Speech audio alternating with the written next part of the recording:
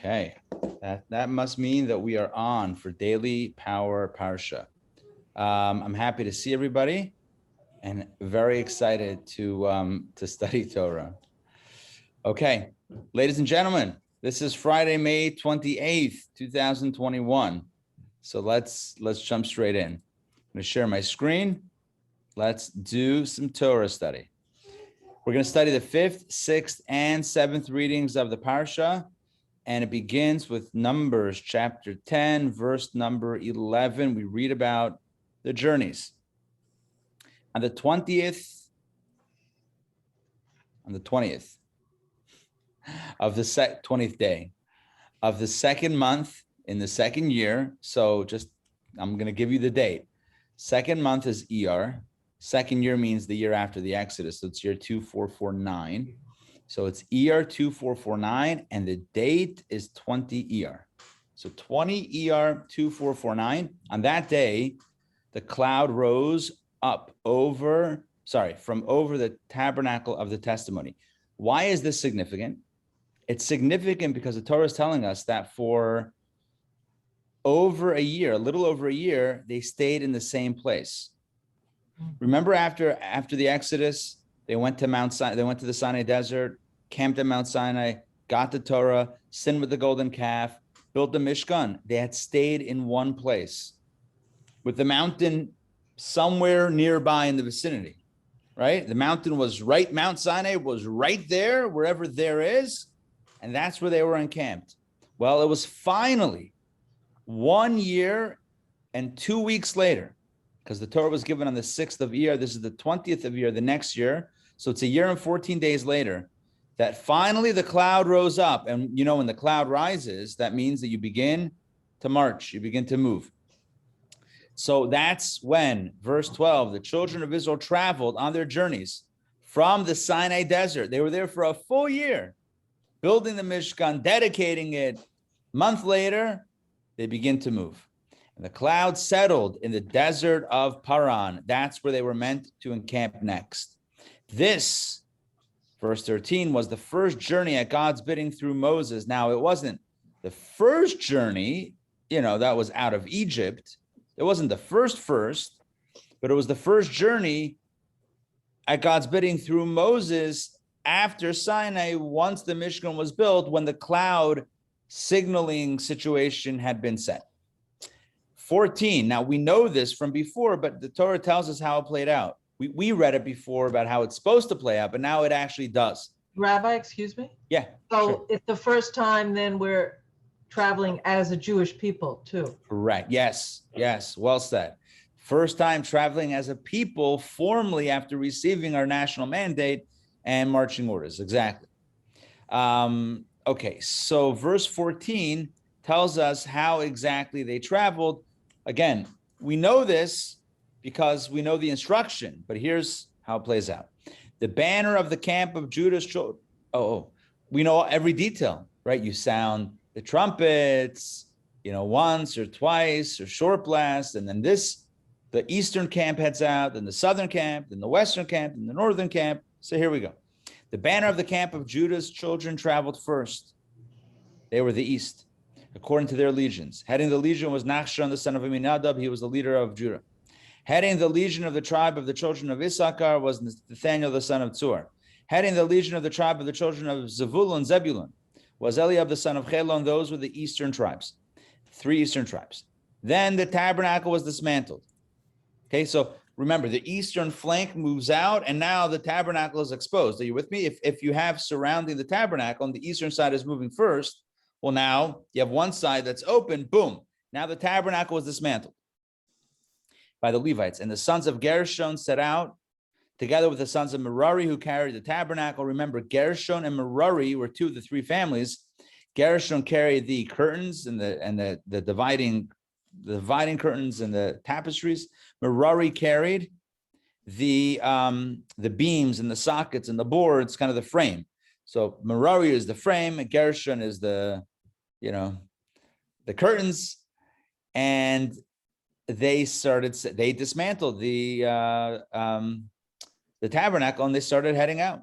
Then the banner of the camp of Reuben set out. They were on the south. according to their legions. Heading its legion of Reuben was Elitzur, the son of Shteir. And then with them in the south was heading the legion of the tribe of the children of Simeon, Shimon, was Shelumiel, the son of Tsurishadai. Heading the legion of the tribe of the children of Gad was Eliasaph, the son of Duel. Those are the three southern tribes. So again, just to clarity, three tribes on the east start moving. Tabernacle is dismantled and begins being boarded up on the wagons. Remember the princes donated wagons? Those were for the boards and the tapestries. Good. Then the southern tribes move out. Three southern tribes. Then third family of the Levites, back to the Levites, the Kahatites, who carried the holy equipment, like the Ark and the menorah and the altars, right? They set out and they had erected the tabernacle before they had arrived.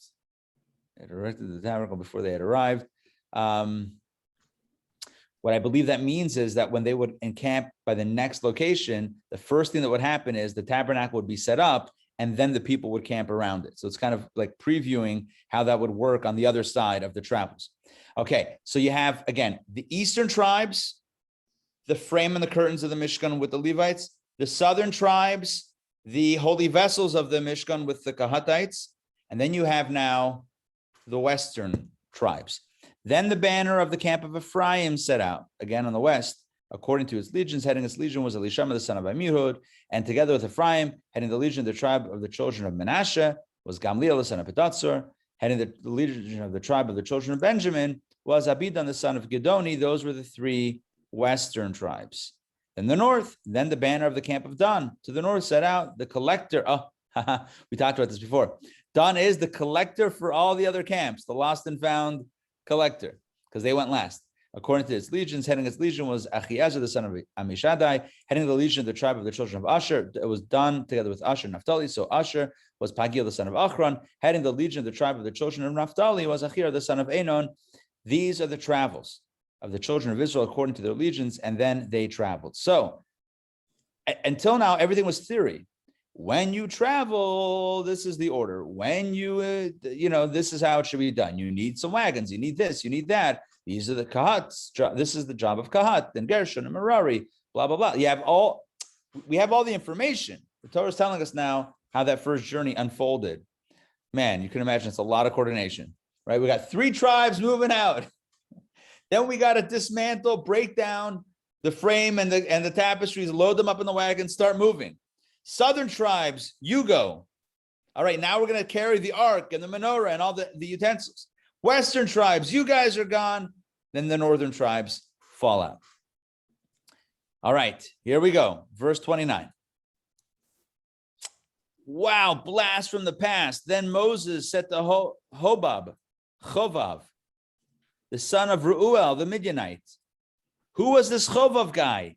He was Moses' father-in-law. I know. His name was Yitro. So what's with Chovav?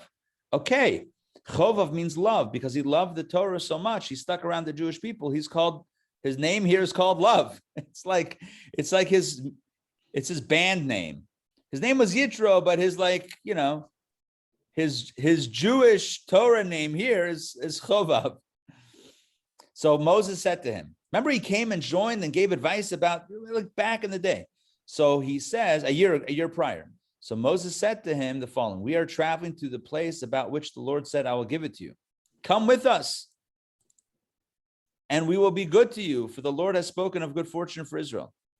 In other words, he says to his father-in-law, all right, it's been a nice, we got out of Egypt, we got the Torah, we've been here for a year, everyone's been hanging around, you get to hang out with the grandkids and the great-grandkids and everything. Maybe, I don't know, whatever. But we're setting off to Israel. We'd love for you to join. His father-in-law says, he said to him, I won't go, for I will go to my land and my birthplace. He's like, no, I'm going to go home. You guys go where you're going to go. I'm going to go back to my land. So Moses says, please don't leave us. For because you are familiar with our encampments in the desert and you will be our guide. It's like, no, don't leave us. We like you with us. And if you go with us, Moses says, then we will bestow on you the good which God grants us. In other words, you're part of us. Now, we don't see the answer to the dialogue, right? Moses says, come. His father-in-law says, no, thanks. And he says, no, really, we want you to come. End of dialogue.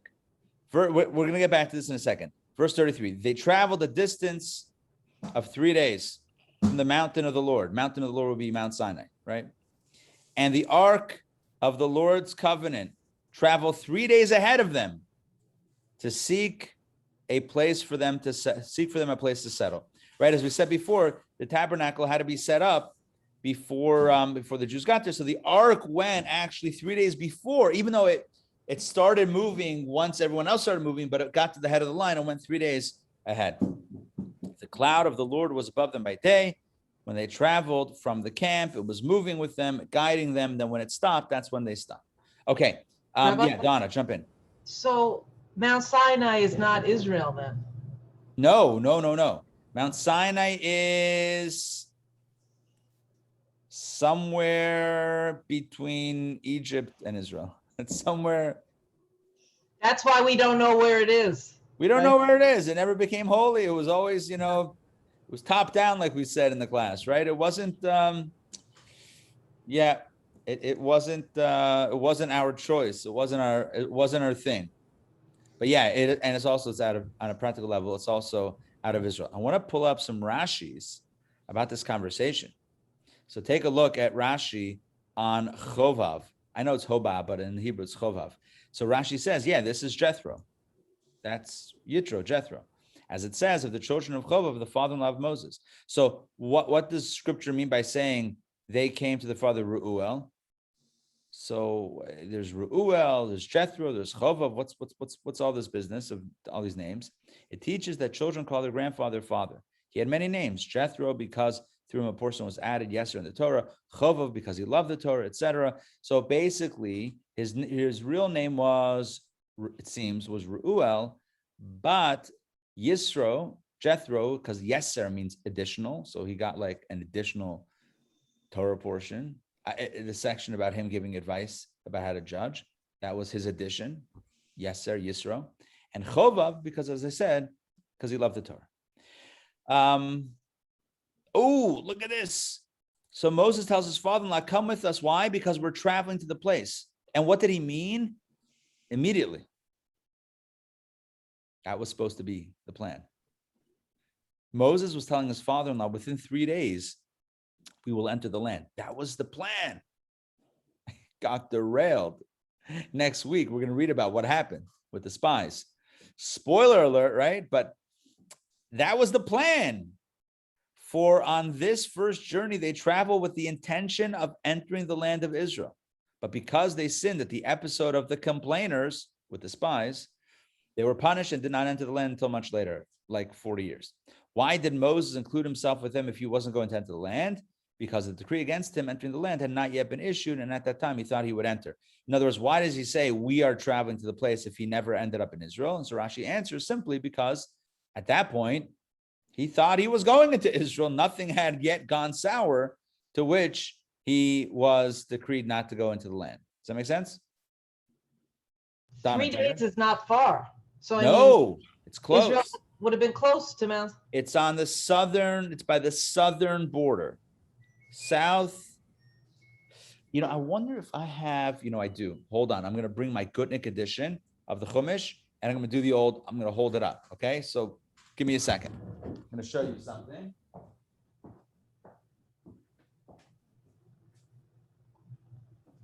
What I'll do is I'll actually stop sharing my screen so that my screen will be big so you can see it. I wonder maybe there's a way to manually do that now. Let me ask you this. If I hit this, can you see me? Is my picture larger now or no? Nothing happened. Nothing changed. Oh, well, okay. So I'll stop sharing. There, you're big. You're big. Yep. There you go. I'm back. So I wanted to show you the end of the book of Numbers is, I think, where they have this really nice map. It's really, it's fantastic. So if it's only 3 days, then we should be able to figure out where Mount Sinai was if we know where they entered. We know approximately. Look. Check this out. Hold on. Okay, I don't know what kind of scale, to which scale this is drawn in, but these are the travels. Okay, you ready? Yes. Hold on, wait. Oh, wait a second. No. Hold on. 1 second. The Jews traveled from the desert Sinai to the Paran destination. And that's when Moses says we're only 3 days 3 away. days. So take a Oh, look at this. Mount Sinai is somewhere down there in right. the Sinai Peninsula, somewhere in Right. the south.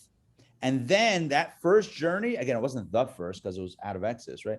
But that journey upward was to where, and that's where the conversation happened. And look, I think there's even a dashed line where they should have gone. They were supposed to go straight into Canaan, which is Israel, right? So they went up, and that's Kadesh Barnea. That's where the spies were sent from. And then that was it for 40 years. They just went in that circle, in that loop. But that was a 3-day journey from there to Israel. Meanwhile, what happened was the sin happened. They then went on a loop, not constantly, but ultimately on a loop for 40 years. And then at the end of the 40 years, they went into Israel from that way. Interesting. So this is actually a great map.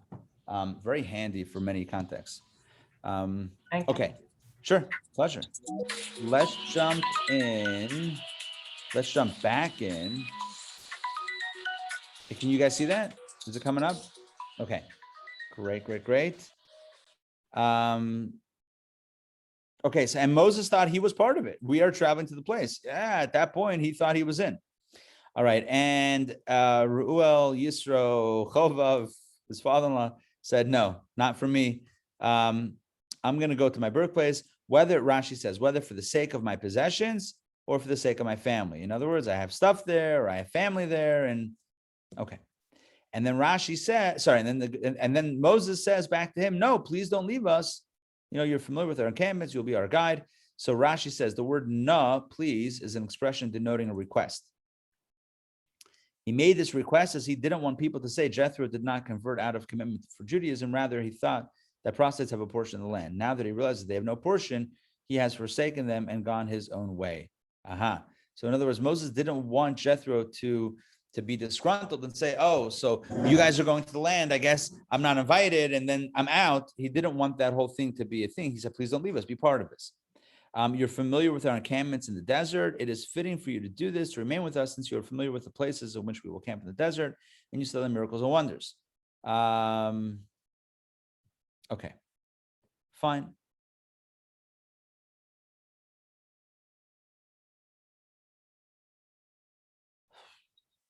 Okay, I want to share one more insight, and then we have more to study. We have 2 more readings, so we're gonna move forward in a moment. But one thing is, it says that the Ark of the Lord's covenant traveled 3 days ahead of them. There's a beautiful allegorical teaching on this. What was in the Ark? What did the Ark contain? It contained the tablets, the broken and the whole tablets.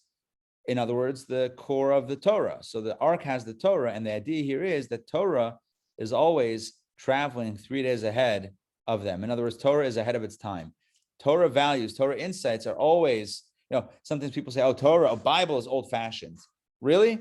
Right? Create time take a day off from work to create time for yourself, your family, and your faith and community. That's old-fashioned. Maybe, but it's forward thinking, because these are things that human beings definitely need in our lives. So Torah is never behind its times. It's always ahead of its times. So it had the 2 sets of tablets? Yeah, it had both. It had the broken set, which were kept for posterity, as well as the second set that were whole. And then did it have some of what Moses wrote to interpret the Torah? Did not. That stuff was not written down. Interpretation was not written down until much later. It was always just the 10 commandments. That was just the 10 commandments. Now Moses, before his passing, and we studied this in Deuteronomy, wrote a Torah scroll or 2 or 12. There were Torah scrolls written at that time that have the 5 books as we know it. So that was late. That was still written at that time, but it wasn't in the Ark. It wasn't housed. Although there was one Torah that was placed on the ledge of the Ark, right next to the Ark. But that was a little bit later. It was kind of put in proximity to the Ark, which is an interesting Anyway, okay, there's mystical insights on that, but we'll leave it for right now. Let's do the 6th reading, and let's welcome Sandrine. Hey, Sandrine, welcome. Good to see you. So Numbers chapter 10, verse 35, and so it was, says the Torah, whenever the ark set out, Moses would say, arise, O Lord, may your enemies be scattered, and may those who hate you flee from you. In other words, as the ark went out before them, it was it was Torah, so it was peaceful, but the Torah was kind of paving the way. The ark, was paving the way for their travels. So may your enemies be scattered, and may those who hate you flee from you. In other words, the path should be clear, smooth sailing. And when it came to rest, when the ark came to rest, he would say,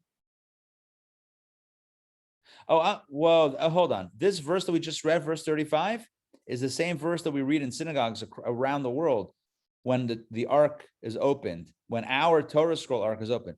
Vayehi b'neso Aharon vayomer Moshe kuma Hashem v'yafutzu oyevecha v'yonusu misanecha mipanecha. Right? That's what we literally say every time we open up the ark of that has the Torah scrolls in the synagogue. So it's not the original ark with the tablets, but it's our ark. We also call it the ark. And this idea, this prayer that may Torah and may Hashem kind of pave the way and remove all obstacles and preempt all opposition, that is certainly a good prayer. All right. And that's when the ark went out. And when it came to rest, verse 36, and when the ark rested, when they arrived at their destination, Moses would say, repose, O Lord, among the myriads of thousands of Israel. In other words, Hashem, you should rest. You should be amongst us, the thousands, the myriads of thousands, the hundreds of thousands of Israel. Okay, let's continue. Numbers chapter 11. And here's where the people go a little bankrupt. I'm kidding or not kidding. You'll see they start complaining. Chapter 11. The people were looking to complain. They were looking to complain. And it was evil in the ears of the Lord. The Lord heard, and his anger flared, and a fire from the Lord burned among them, consuming the extremes of the camp. So they were complaining. What were they complaining about? Let's see, Rashi. They were looking a pretext to complain. His anger flared. Okay, so it doesn't specify. What was the complaint here? I don't know. It doesn't complain. Oh, yeah, here it is. Here it is. What did they say? Woe is to us. How weary we have become on this journey. For 3 days, we have not rested from the fatigue of walking. Yeah. You ever take Jews on a hike? There you go. That's what it is. They were fetching about the hike. Ay, it's a hike. It's hot. I'm schwitzing. Ay, gewalt. Right? They were complaining about the 3-day journey that they had taken or that they were going to take. I don't know, one of those two.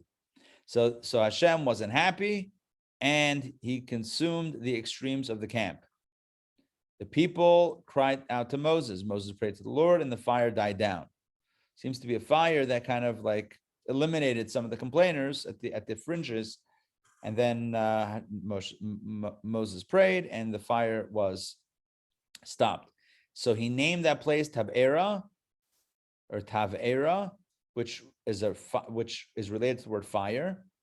Be'er is fire, for the fire of the Lord had burned among them there. Tab'era, for the fire of the Lord had burned among them there. You think that was the end of the kvetching? No way. But verse 4, the multitude among them began to have strong cravings, food cravings. Then even the children of Israel once again began to cry, and they said, who will feed us meat? Where's the beef? We remember the fish that we ate in Egypt, free of charge. Are you kidding me? They were slaves. But revisionist history. We had fish, all you can eat. I guess the Nile River has fish. The cucumbers, the watermelon, the leeks, the onions, and the garlic. Sounds like our chicken soup recipe. Leeks, onions, and garlic. Okay, not watermelons and cucumbers. Don't get any crazy ideas over there. But yeah, at least half of that verse is going to be in the chicken soup today. But they're like, we had all this great stuff in Egypt. It was amazing over there. And now our bodies are dried out. Look at this. For there's nothing at all. We have nothing but manna to look at. Only heavenly bread that could taste like whatever you want and arrives on your doorstep. That's crazy. Who wants that? Like, are you kidding me? This reminds us that you can revise and interpret anything you want any way if you so desire. If you want to look at things negatively, you can take the greatest blessing ever and make it sound like the worst. And you can take the worst slavery ever and you make it sound like the best. Are you with me on this? All about framing. Oh, you remember Egypt? It was so awesome. We had fish and cucumbers and watermelon leeks and onions and garlic. That was amazing. And now it's terrible. And you're thinking, am I in like, are we in an alternative reality here? Is this like like another universe? Like what, a parallel universe? Like what just happened? Egypt was amazing, and God's embrace, taking care of them in the desert, is terrible. I mean, you know the answer, right? They were looking to complain. It's about attitude. Anything could be seen either as a blessing or a curse. Literally, it can be seen as a blessing or a curse. So what determines whether it's a blessing or a curse? Perception. You can have, you can look at Egypt as being a blessing, and you can look at the manna from heaven as a curse. It's your choice. It's our choice in our lives. So I think I mentioned I'm working on a book about guidance from the Rebbe to people, personal letters and guidance and conversations. And I think I mentioned this specific example last time as well, because it just resonates so strongly with these letters, through these letters. It's like people complaining about things not going right, and it's terrible, it's so difficult, so hard. And the Rebbe is like trying to get them to see the blessings. Doesn't mean that you shouldn't want anything, you shouldn't want, all good all the time.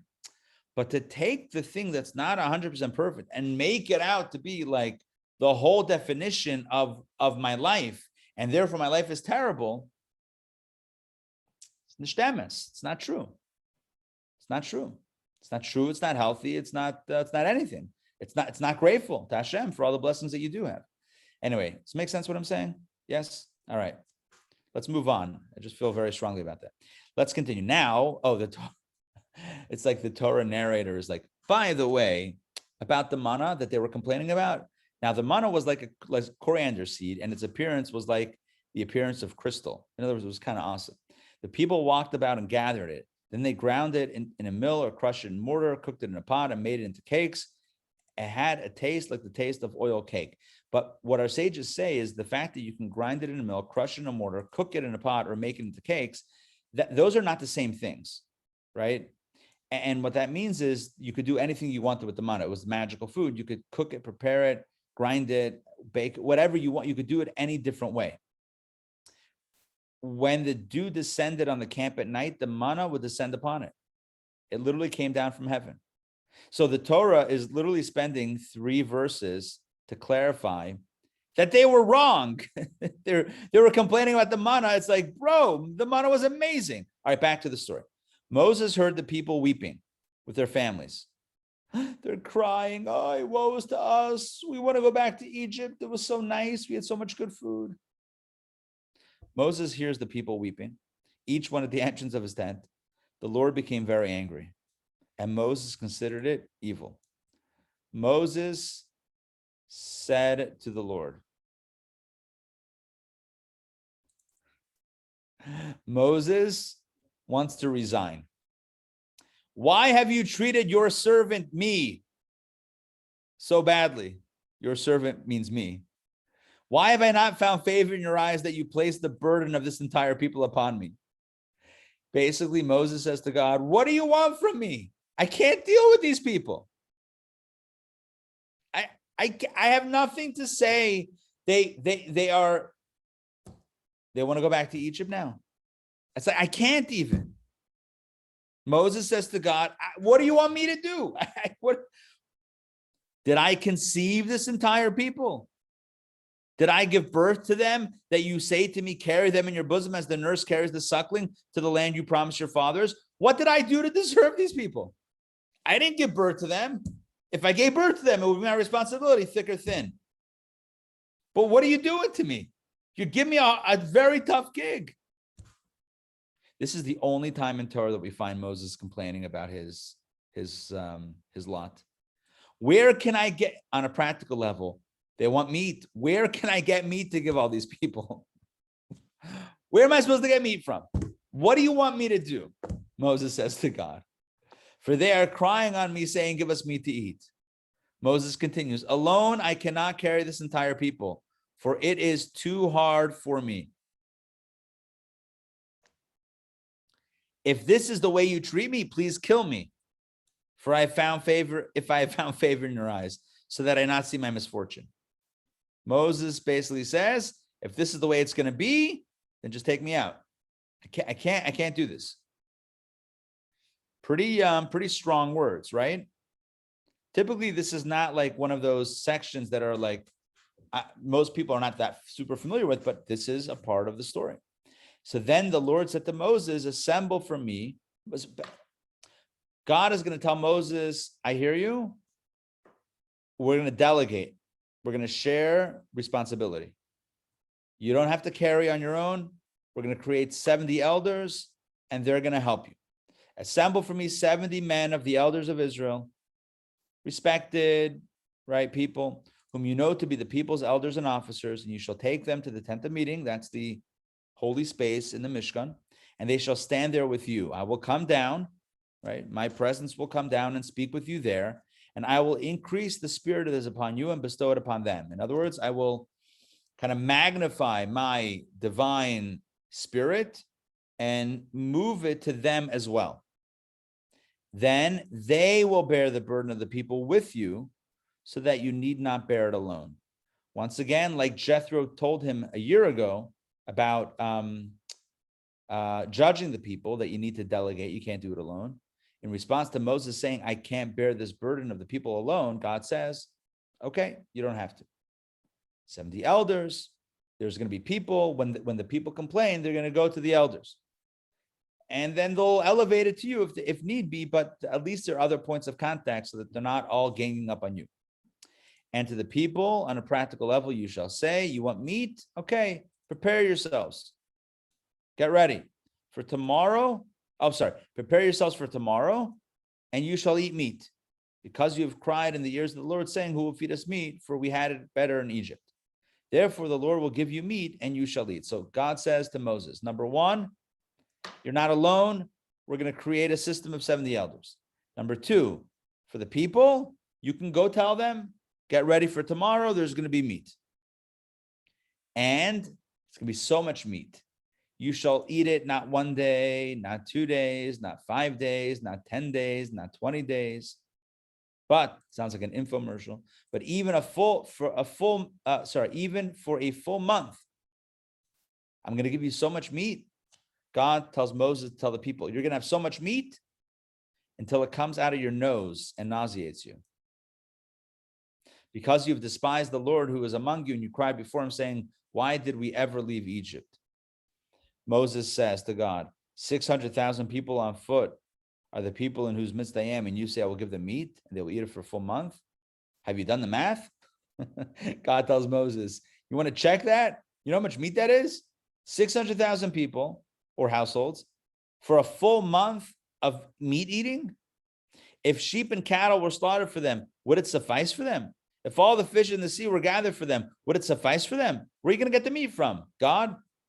Then the Lord said to Moses, and you could probably script this yourself, is my power limited? God tells Moses, what, you think I can't do it? Don't you remember I'm God? Now you will see if my word comes true for you or not. In other words, you're about to see. Verse 24, Moses went out and told the people what the Lord had said. And he assembled 70 men of the elders of the people. Let me say that again. Moses went out and told the people what the Lord had said. And he assembled 70 men of the elders of the people. Oh, so step one is getting the 70 elders. And step two is telling the people about the meat. And stood them around the tent of meeting. The Lord descended in a cloud and spoke to him, to Moses. And he increased some of the spirit that was on him and bestowed it on the 70 elders. And when the spirit rested upon them, they prophesied, but they did not continue. Okay, so there was prophecy, but it didn't continue past that, but they were granted a divine spirit on some level to be leaders and elders amongst the people. Now, 2 men remained in the camp. 2 men that were chosen initially, but were not brought to the tent of meeting and did not get the direct Spirit of God bestowed upon them. Why? What's with 2 men? So do the math with me. How do you get 70 elders from 12 tribes? So every tribe selected, 1 second.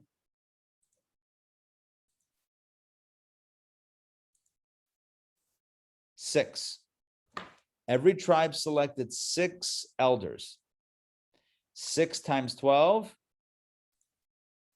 is 72. So there were 72 elders chosen. Of those 72, they drew lots, and 2 got the short end of the stick. 2 were basically told, yes, you were part of the original 72, but we only need 70. So you 2 remain behind. You're not going to get the prophecy. You're not going to get the Spirit. You're not going to be put in. So the Torah tells us now that these 2 men, now 2 men remained in the camp. They were from the original selection of 6 leaders per tribe, but they didn't make the final cut of the 70 elders because there were 72 and there were only 70 that were needed. You with me on the math over there? Make sense? The name of one was Eldad, and the name of the second one was Medad.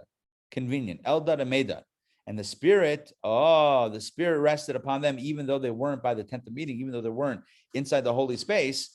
Still, the Spirit of God rested upon them because they were part of the original 72. They were among those written, right? Initially, they were the ones written down for the job, for the gig, but they did not go out to the tent because they weren't selected with the lots, but prophesied rather in the camp. So the lad, which is Joshua, ran, Moses' right-hand man, and told Moses, saying, Eldad and Medad are prophesying in the camp. Joshua, the son of Nun, Moses' servant from his youth, answered and said, oh, I'm sorry, the lad is somebody else. The lad is maybe Moses' son. Let's see Rashi. Who is the lad?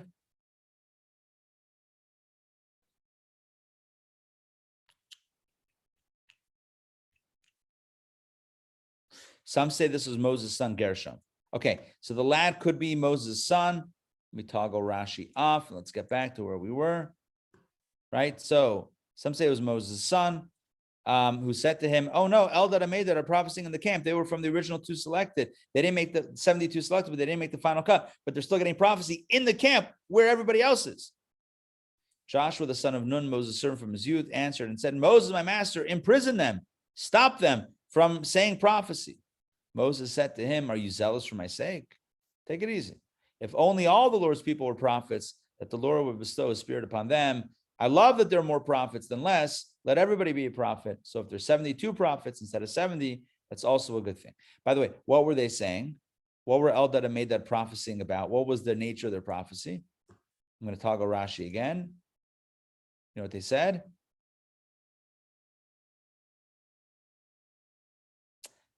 They were prophesying that Moses would die and Joshua would take them into the land of Israel.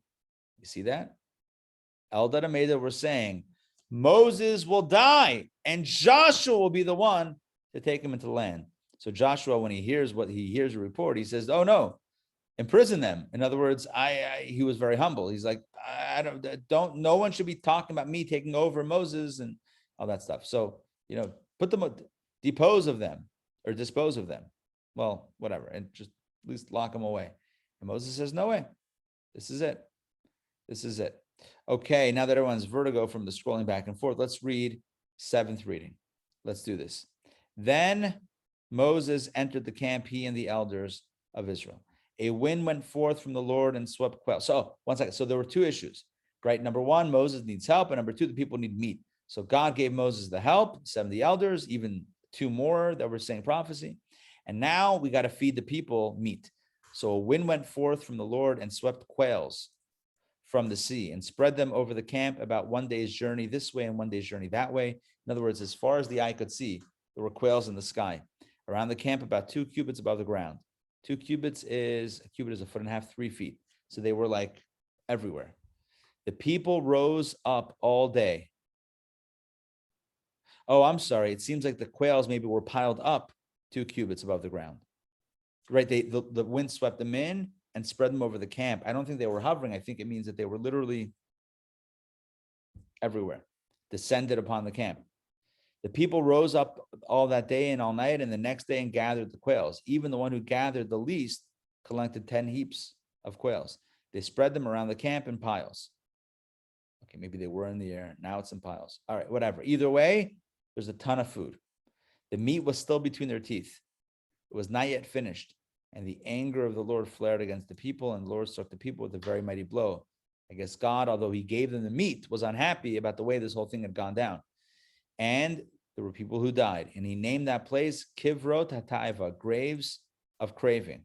For there he buried the people who craved. So those that were the fiercest cravers, or maybe the ones that initiated this whole complaint, they lost their lives. And the place was called Kivrot HaTaiva, the graves of the ones who craved. From Kivrot HaTaiva, the narrative continues. From Kivrot HaTaiva, from this place, the people traveled to Chatzerot, and they stayed in Chatzerot. Let's do the final episode of this Torah portion, another interesting episode. Miriam and Aaron. There were 3 siblings. Miriam, the older sister, Aaron, the brother, and Moses, the baby of the family. This was the birth order. Miriam, Aaron, Moses. So Miriam and Aaron, the 2 elder siblings, spoke against Moses regarding the Cushite woman he had married, for he had married a Cushite woman. Cushite woman, what does that mean? Remember, his wife came from Midian. She wasn't part of the Jewish family. She was an outsider, but he had married her and she had converted. But the issue, what they were speaking about, was the fact that Moses had separated from his wife. Why had Moses separated from his wife? Because Moses was on call with God.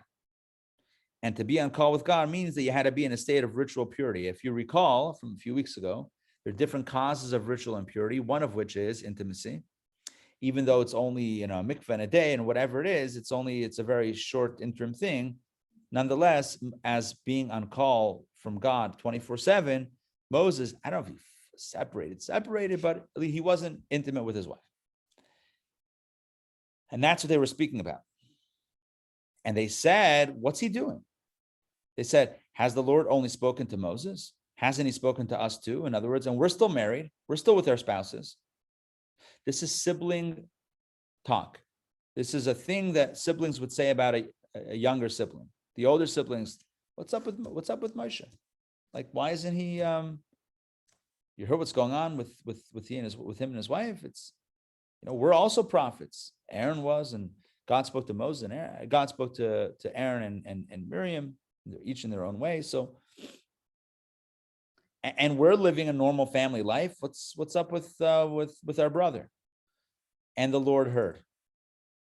God overheard the conversation.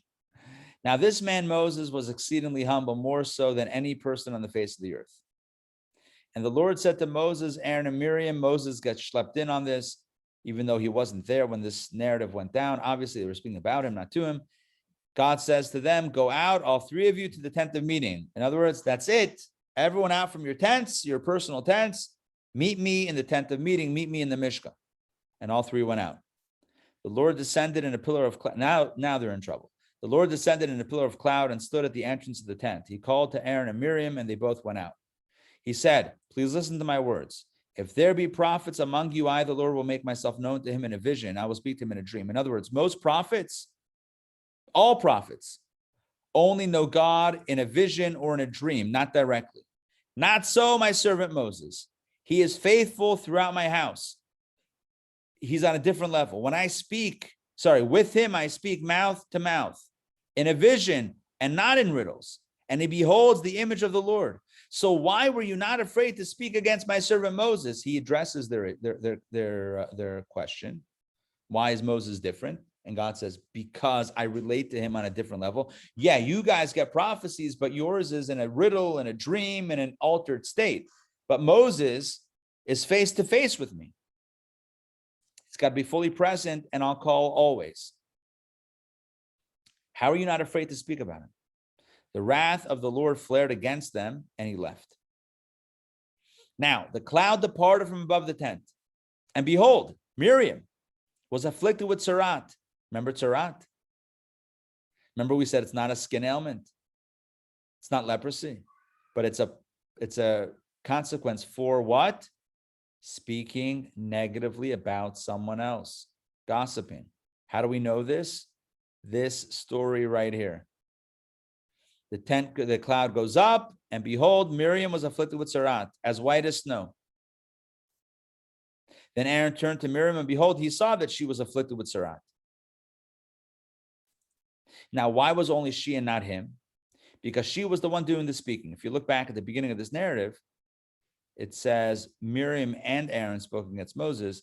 The meaning is that Miriam said this to Aaron. So that's why she got the most visible outcome, consequence, which is the tzara'at. Now, Aaron said to Moses on her behalf, please, master, do not put sin upon us for acting foolishly and for sinning. Let our sister Miriam not be like the dead, which comes out of his mother's womb with half his flesh consumed. How could she live like this? With tzara'at, you gotta put in a good word with God. Moses cried out to the Lord, so he did. Moses cried out to the Lord, saying, I beseech you, God, please hear you. Please hear her. Kel na refa na la. Please, God, I beseech you, please heal her. The Lord replied to Moses, if her father were to spit in her face, would she not be humiliated for 7 days? In other words, if she did something to disrespect and her father was upset, would she not be humiliated for 7 days? She shall be confined for 7 days outside the camp, and afterwards she may enter. In other words, yes, okay, I'm going to pull back on this, but she's out. She's in timeout now for 7 days, quarantined outside the camp, like someone who has tzara'at. So Miriam was confined outside the camp for 7 days, and the people did not travel until Miriam had entered, which is actually a beautiful coming full circle. If you recall, Miriam had waited when Moses was a baby, 3 months old, and put in a basket on the Nile River. It was Miriam who was waiting on the banks to see what happened with Moses. And when the daughter of Pharaoh, Batya, rescued him, she said to her, oh, do you need a wet nurse? I know someone. And she got her mother to actually nurse Moses. So she took care of her brother by waiting. She, her mother put the baby in the basket and couldn't bear to watch. But Miriam waited there. And our sages say in the merit of Miriam waiting for Moses, the people waited for her for the 7 days that she needed in the quarantine. And that's the end of that story. And then the Torah portion ends, the people departed from Chatzerot, and they camped in the desert of Paran, which is where the next episode takes place, which is the sin of the spies. Okay, let me see if I can pull up some Rashi. Let's double check if there's a Rashi here.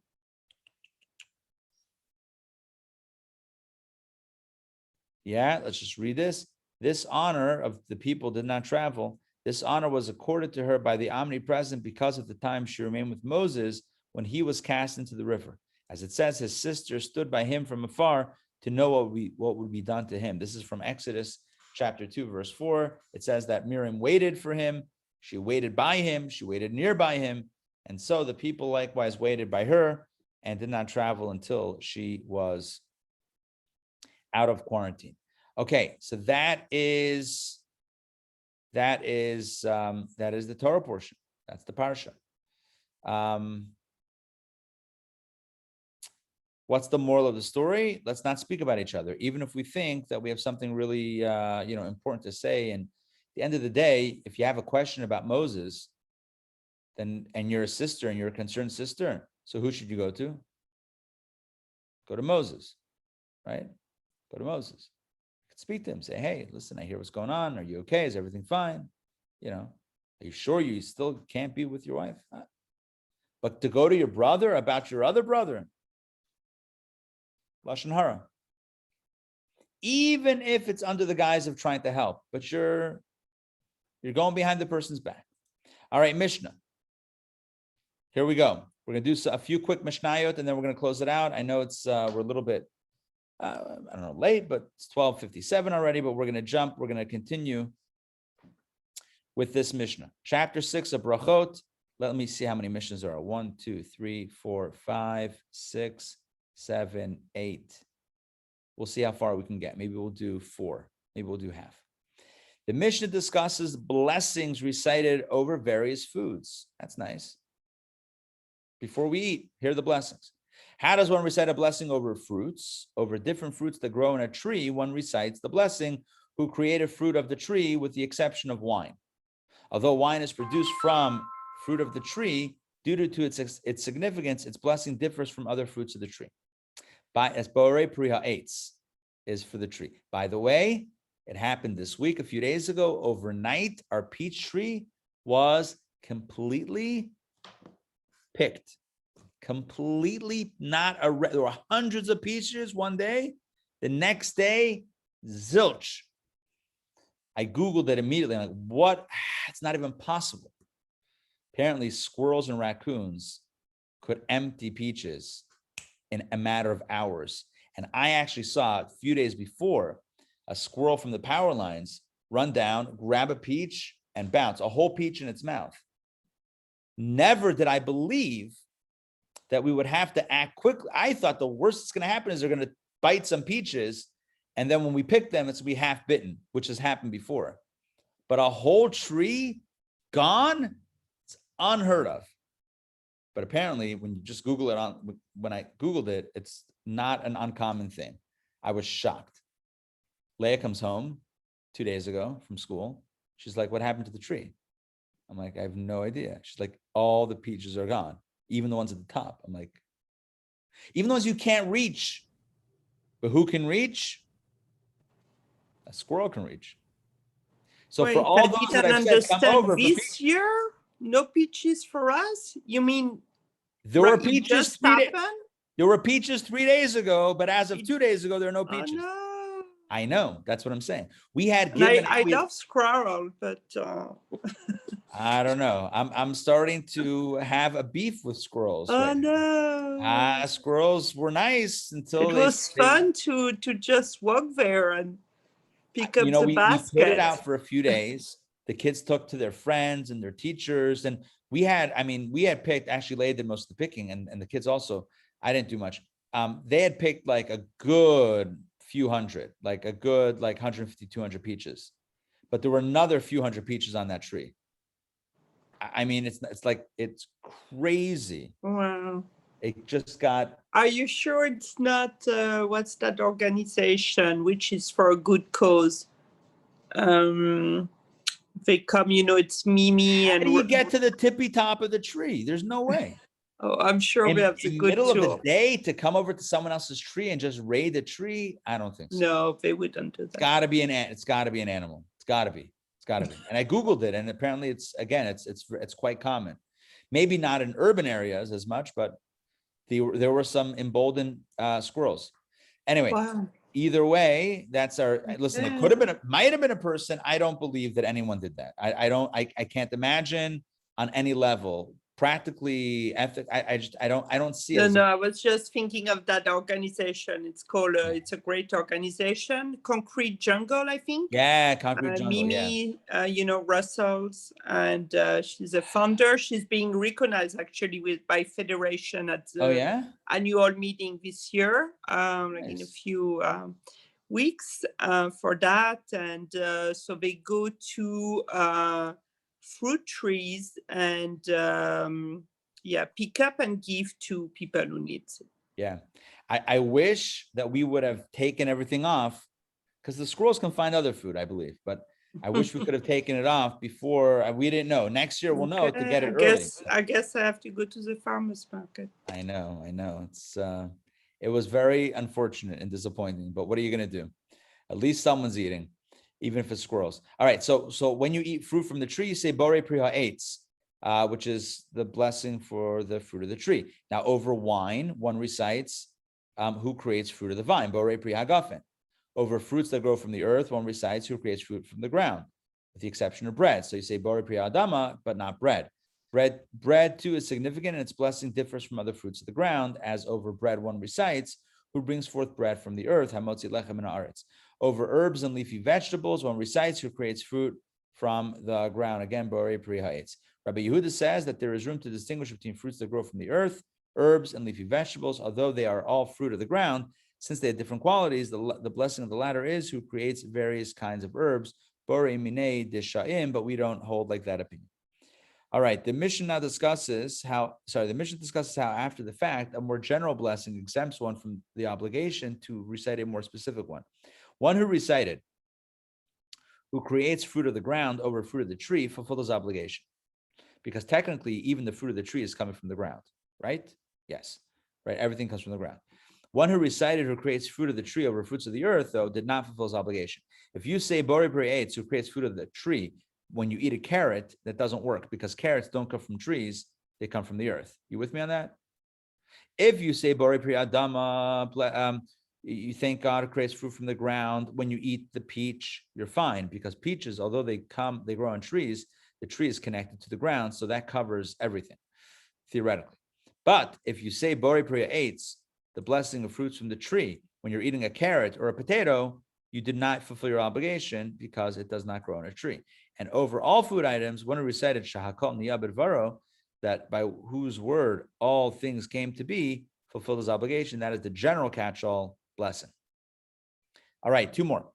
And over a food item whose growth is not from the ground, one recites Shahakol Niyah B'Dvaro, by whose word all things came to be. And over vinegar, wine that fermented and spoiled, and over novlo, dates that spoiled, and over locusts, yum, gross. One recites, again, Shahakol Niyah B'Dvaro, by whose word all things came to be. So too over milk, and over cheese, and over eggs, right? Dairy, one recites cheesecake. Well, no, not the cake, but whatever. Cheese and dairy products, one recites the same blessing, by whose word all things came to be. Sha'akol niyah b'dvaro. Rabbi Yehuda says, over any food item that is a type resulting from a curse, one does not recite a blessing over it at all. None of the items listed exist under normal conditions, and they come about as a result of a curse. Why do they come as a result of a curse?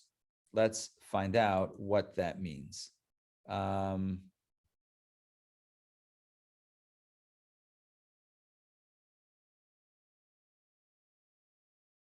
we go. So vinegar is cursed because it spoiled wine. I guess they didn't use it as salad dressing. Fallen unripe fruit can be eaten, but it's cursed because it didn't stay on the tree until it reached full ripeness. I'm just thinking about my peaches and my peach trees and my peaches that fell before the squirrels got it, and I'm being sad all around here. Anyway, locusts are cursed because they destroy crops. So anyway, all of these items here, why is dairy problematic? Maybe dairy is not included. But anyway, these first items, vinegar, spoiled dates, locusts, is shahakol. And Rabbi Yehuda says, nope. Nope. All right, next, last one, I think. On a different note, if there were many types of foods before him, over which food should he recite a blessing first, right? If you have a whole dinner and you have fruit and vegetables and bread and wine and water and have all this stuff. So the Rabbi Yehuda says, if there is one of the 7 species for which the land of Israel was praised, among them he recites the first blessing over it. And the rabbis say he recites a blessing over whichever of them he wants. Then it talks about exemptions.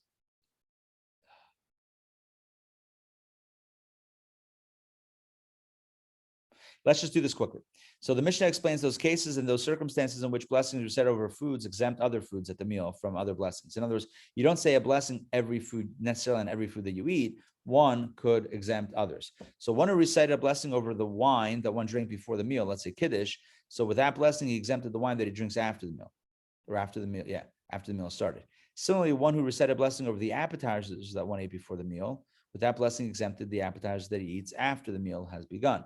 One who recited a blessing over the bread exempted the appetizers, as they are considered secondary to the bread. However, one who recited a blessing over the appetizers did not exempt the bread.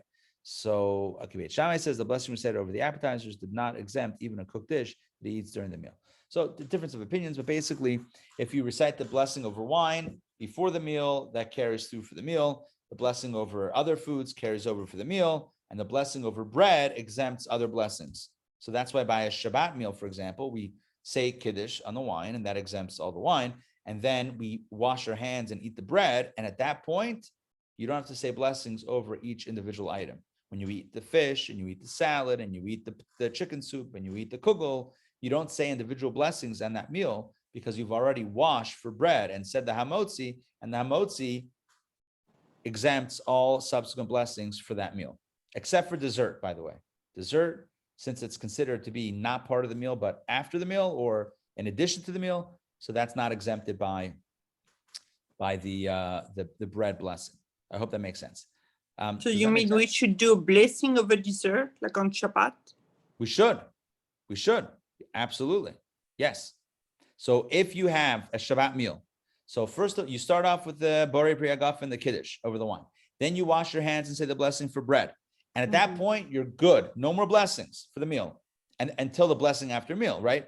But if you have dessert before, even if it's before you bench, before the blessing after meal, if you bring out chocolate cake, right? You have to say mezonot. You have to say the blessing over the cake. Okay. Yeah. Before the blessing after meal. Even before, right? Certainly after. Once you say the blessing after the meal, then the fact that you washed on bread before doesn't count. Even if you have a cup of water after that, you have to say the blessing over the cup of water. So once you bench, that resets the setting.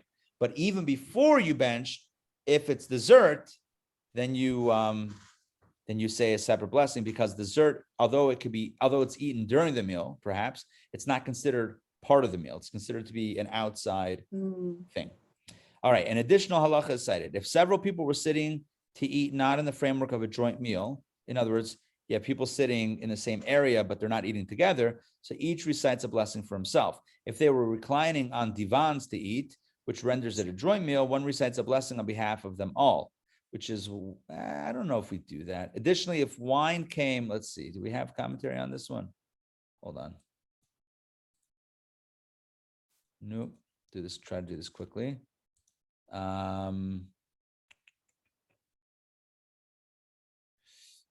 says one person can bless on behalf of them all. Okay. Additionally, if wine came before them during the meal, each and every diner recites a blessing over the wine for himself. If the wine came after the meal, one recites a blessing on behalf of them all. And he who recited the blessing over the wine also says the blessing over the incense, mugmar, although they only bring the incense to the diners after the meal. And if you wonder who's bringing incense to the meals, well, I guess back in the day, apparently that's what they did. All right. If they brought salted food before him to eat first and bread with it, he recites a blessing over the salted food and thereby exempts the bread, because the salted food is primary while the bread is secondary to it. This is the principle. Any food that is primary and a secondary food is with it, one recites a blessing over the primary, and in so doing exempts the secondary from its own blessing. So for example, I'm trying to think of an example. If you have a salad that has whatever different food items that are blended together, or that's kind of a mashup, you go by whatever's primary, and then that's how you satisfy that food dish. One who ate, final Mishnah, one who ate from the fruit for which Eretz Yisrael was praised, Israel's praised, grapes and figs and pomegranates, recites the three blessings of grace after meals as he would after eating bread. This is the statement of Rabbi Gamliel. And the rabbis say one need only recite one blessing abridged from the three blessings of grace after meals, which is what we do. Rabbi Akiva says the three blessings of grace after meals are not restricted to bread. Rather, even if one eat boiled vegetables, but it is his primary sustenance, he recites the three blessings of grace after meals. Again, we don't do this. We only say the grace after meals, which is the longer thing, when we have a bread meal. Additionally, one who drinks water to quench his thirst recites by whose word all things came to be. Tarfon says he recites who creates the many forms of life and there needs different blessings, all found in the prayer book. What's the point? The point is thank God for what we have before we eat and after we eat as well. The ones that are done after the meal are biblical in nature. The ones before the meal are rabbinic in nature. The rabbi said, be kind, rewind, or be nice and thank God twice. Nice and twice rhymes. I'm a poet, and I just began to know it. My friends, thank you for joining me this week. Well, today and this week for DPP. We covered Beha'alotecha. We did a few chapters of the Mishnah, Tractate Brachot. Thank you for being part of the journey. I want to wish you a good Shabbos. May all your blessings be over good things. May we have abundance in everything that we need and want. And assuming that it's, on the up and up, and of course, and may we take the inspiration of the Torah portion into this week, into the Shabbos. And we know that Shabbos blesses the upcoming week, so the upcoming week as well should be a week of blessing. Shabbat Shalom, everybody. And I look forward to seeing Amen. you next Shalom. week. Shabbat Shalom. Sunday night is what time? Sunday night, 8. We're starting at 8 p.m. because it's too It's early too to light. start the film. Yeah, it's too light. So calling everybody at 7:30, then we just have to, it becomes a little bit, I don't mind, kind of schmoozing, but I figured if we all arrive at 8, then by the time we eat, we have really good Israeli food. We're gonna have a buffet, like falafel and Israeli salad and hummus, and tchina and baba ganoush and like build your own pita adventure, like really good food. So by the time everyone puts it together and eats, it'll already, oh, hey, I didn't know you were here. What, Riva? What are you doing home? She finished school a few days ago. She walked home from IJP. No, she graduated pre-K a few days ago. Wednesday, she's done. She's done until summer camp starts. She's doing bubble wrap. Riva, I think that's the sign that we should check out. Anyway, what's my point? Sunday night, 8 o'clock, we'll do food, and then we'll have a nice segue into the film. It's a beautiful film. It's a subtitled film. It's going to be a lot of fun. Israeli. Yeah, it's a great film. The I've Women's seen it Balcony. before, but I've not seen it, but I've heard tremendous things about it. Yes. So I'm super excited. I've seen it. It's And great, then but I'm we have- coming back. Ray and Donna, you're coming? Yes. Awesome.